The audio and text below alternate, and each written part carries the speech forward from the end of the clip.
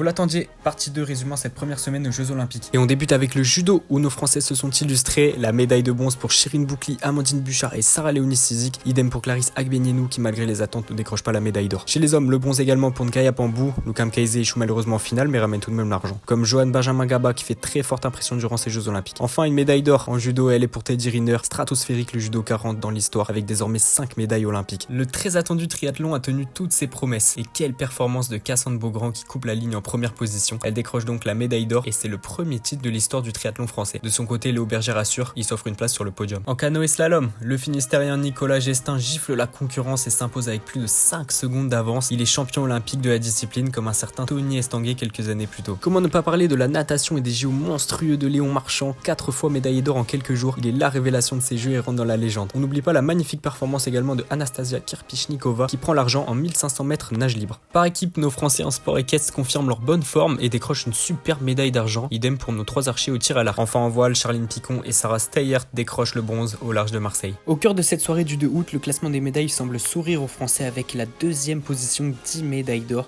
et 33 médailles au total. Un super début.